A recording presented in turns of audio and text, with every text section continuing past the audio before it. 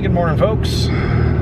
This morning we're on our way to the co-op. Going to get some fertilizer and some our pre-plant herbicide for our sweet corn. And hopefully today I'd like to at least get the fertilizer on the ground and incorporated and get the pre-plant herbicide down. That's kind of the goal for the day. If we do have enough time, would like to plant some sweet corn today. It's April 11th today, so we're still ahead of last year. Last year was kind of a wet April, so I think last year we planted on the 23rd or 24th, somewhere around there, so be getting a little bit of a head start as opposed to last year. And even though we got our sweet corn planted a little bit later last year, it still came on pretty close to the 4th of July, so hopefully maybe by planting it 10 days earlier it'll be ready by then. We'll just have to see. On another note, we got the plastic put on greenhouse number 1 last night. Didn't get a lot of footage of that, and some of these videos might be out of order because we're trying to keep all the greenhouse stuff together, but we'll still show you guys how to put the plastic on greenhouse number 2. That'll be coming up shortly. We're still supposed to have a bunch of nice weather for the rest of the week, so hopefully we can just keep chugging along and get a bunch of stuff planted. Definitely the sweet corn, hopefully some green beans, and then of course later on this week we'll be planting some cabbage, potatoes, onions, tomatoes in the greenhouse. So still got a bunch of stuff to do, and so we're going to get at it.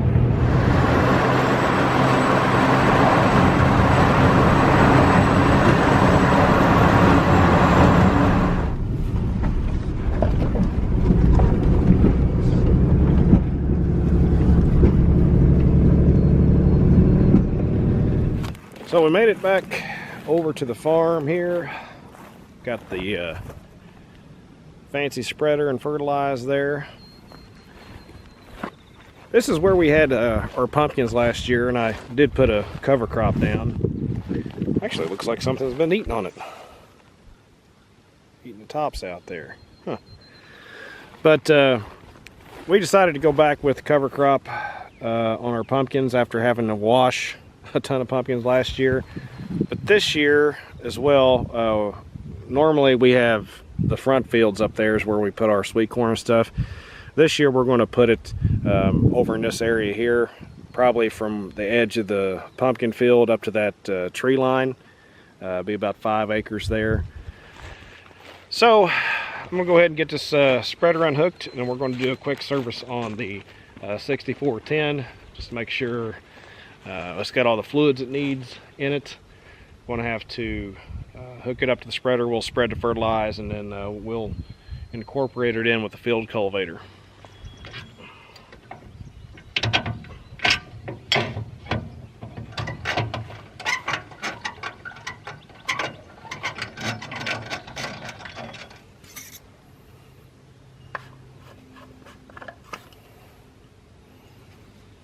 Looks like we need to add some hydraulic fluid.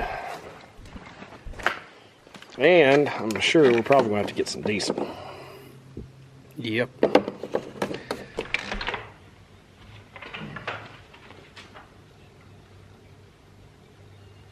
Now the big question here, is this going to start after sitting here all winter? I'm going to say probably not. But we do have power. Let's see. Oh no. I've never had good luck with jumping cables, but I bought this at Napa a while back because my buddy had one, and this thing's no joke. I mean, it works really well. They're not cheap, but it's well worth it.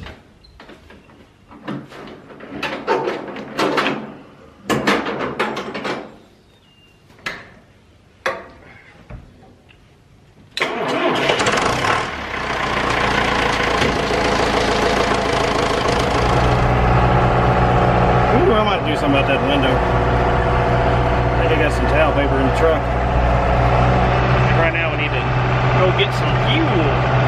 Right side, I do believe fuel prices have went down just a little bit.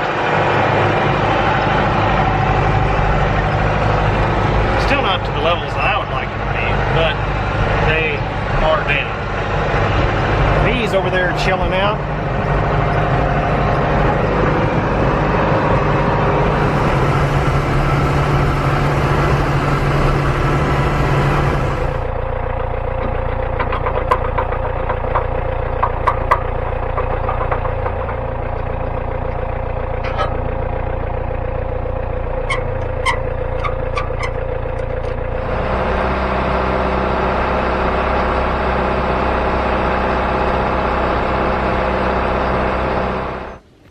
So I get the question a lot about what fertilizer that we put on our sweet corn. So right now we're in a 5-acre field here. This is what we're going to be putting out in the sweet corn this year.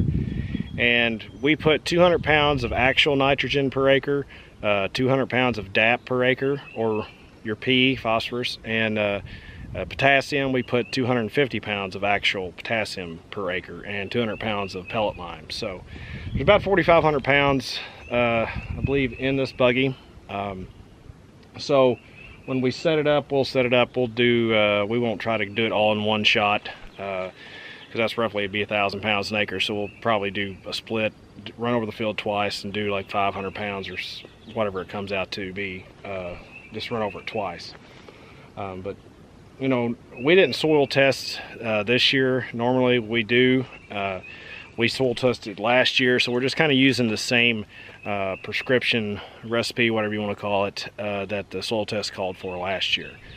It's always a good idea to do soil test, but you can get by, you know, without it. You probably save money by doing a soil test, because if you don't need as much fertilizer, then you can apply less. This prescription or recipe is just basically kind of like a normal recipe that it is called for sweet corn to produce a good crop. It falls pretty much well along the lines of the Purdue Extension publication on vegetable growing. If you've never read that, it's a good read, or it's got some good information on it anyway about different types of vegetables and fertilize and chemicals and all that kind of thing. So it's a good helpful tool. So if you've never seen one of these before, back here there's usually a chart on these buggies that tell you how many pounds per acre you're putting on. The density is important. We're between 55 and 60 on our density.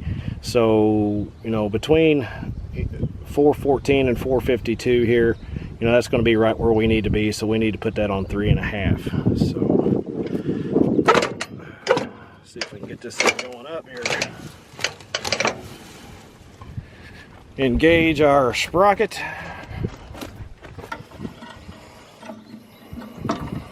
Nothing but the best equipment, right? Oh.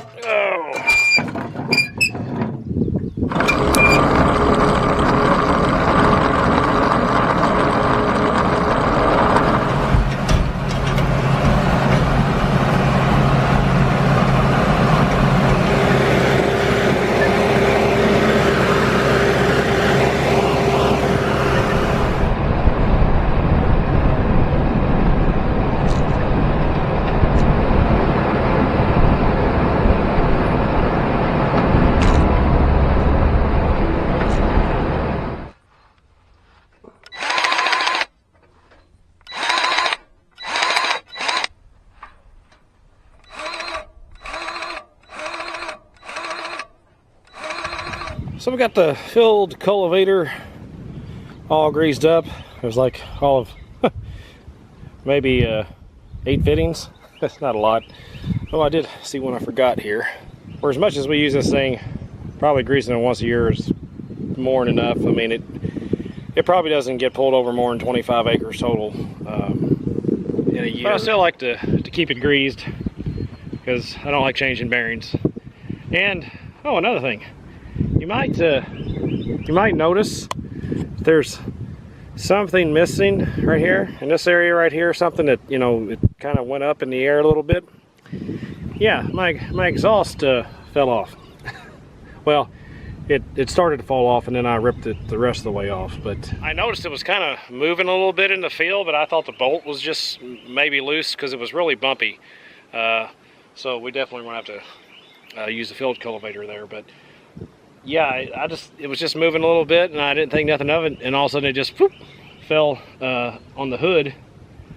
So yeah, add something else to the list that we need to fix and buy parts for.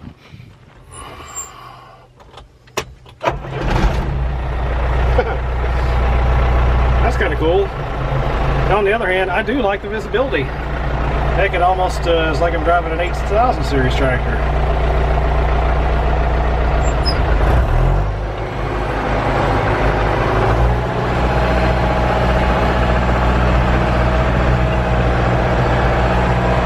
I know that I would actually like to have a corner exhaust on this tractor. I know there's kits, or you can, buy it out there. I know from the dealer, but it's pretty expensive. It's like somebody told me it was like $600–700, and yeah, I don't want to spend that much. But if any of you all know a cheap kit to convert from a side of the engine to the corner exhaust kit for a 6410, let me know, because I'd be happy to have it.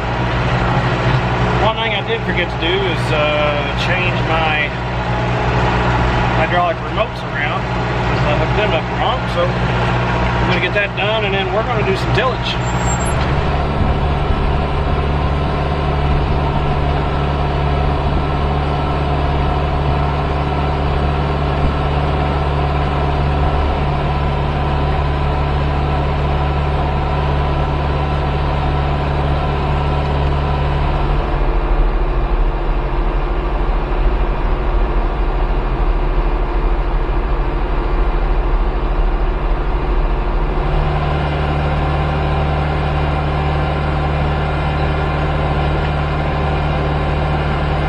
Well, today was going good, hence was. We about got everything tilled for the most part.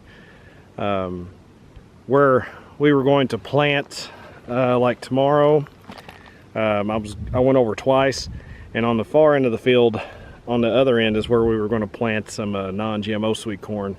So I have to keep it separate.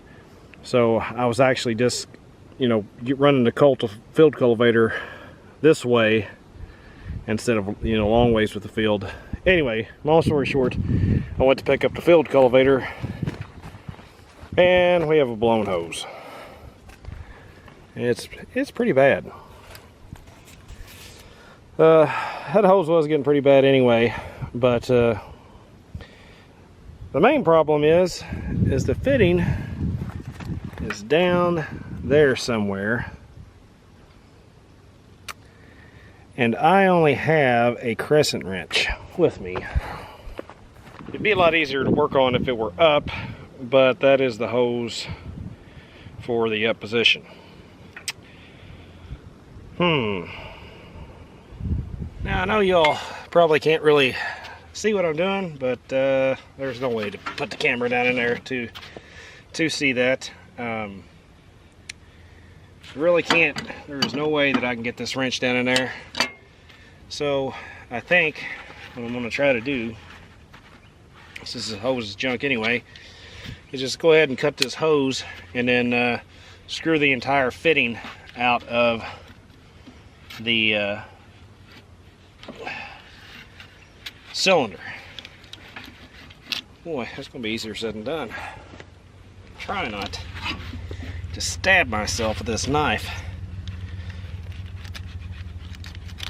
I don't think it's going to cut it. Well,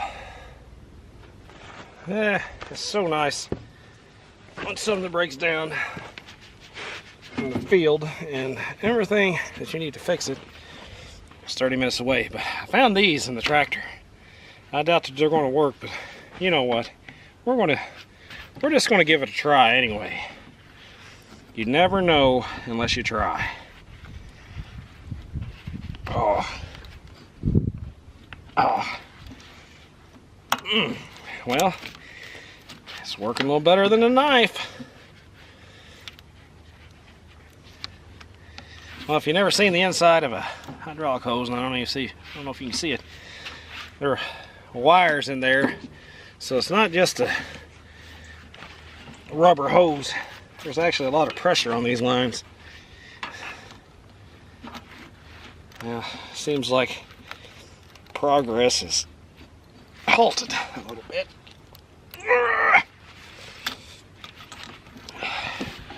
I'm probably going to end up messing around with this for too long. And the time it could have took me just to go and get what I needed. Maybe I'm just trying to get too big a bite. What do they say? How you eat an elephant? It's one bite at a time, right? Maybe I can just nibble, nibble, nibble. Maybe get this. I mean, there is not much holding this thing at all.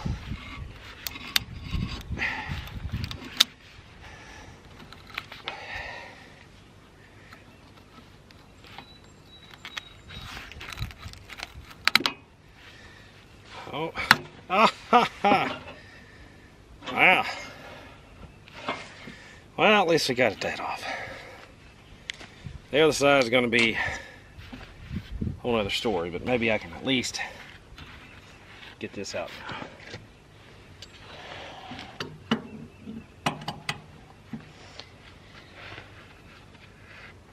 now. Oh, we got movement. I think go the other way.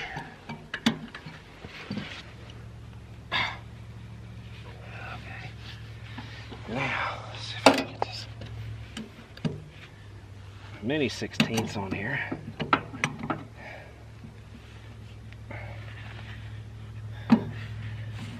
Mini 16ths is too long. Huh. Boy, these are the days. What's it, Thomas Paine said that? These are the days that try men's souls. These are the days that make me wonder if this is all worth it. It would have made too much sense to put this fitting on the top of the cylinder where you can access it better. Alright, well, I'm going to continue to try to get this off. I'm going to turn the camera off for now because I'm sure some curse words are getting ready to be said, and maybe some tools might get thrown. All right, so not as many curse words were said as I thought. I found a pair of channel locks, and it was short enough to allow me. It was broke loose enough where I can just turn this now, so by hand. So it's coming off,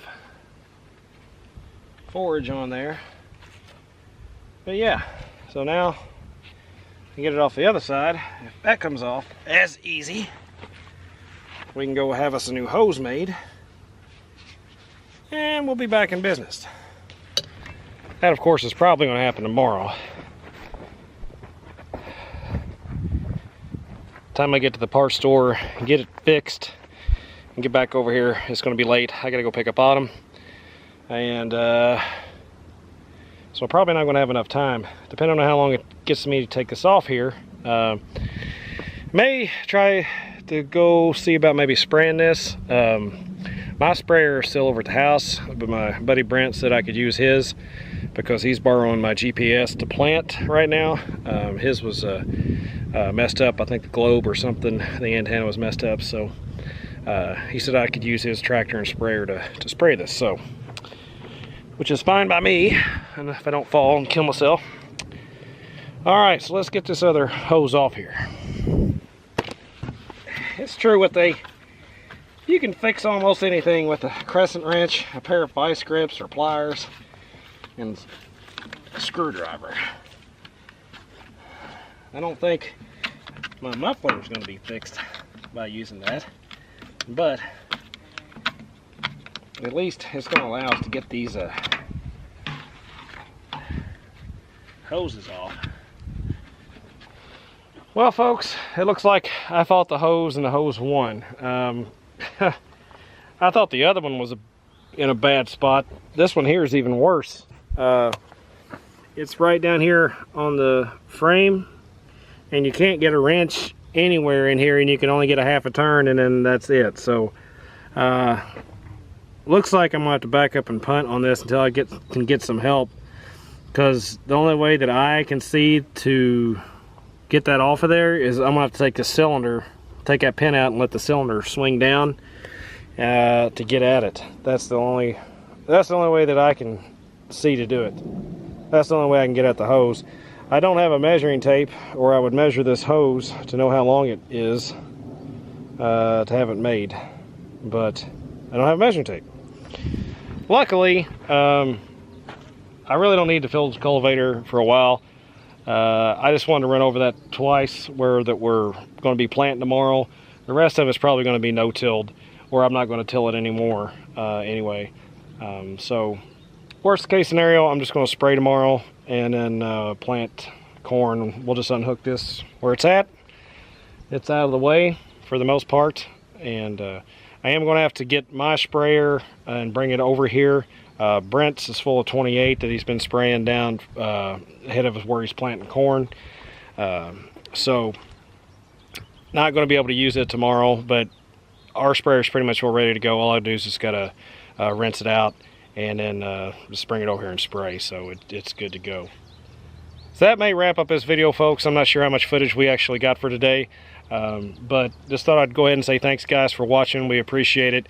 Make sure you like and subscribe and all that if you want to. It's getting ready to get busy around here. We got a lot of stuff to do, so hope you stay tuned and enjoy the ride. We'll see you soon. Thanks. Bye.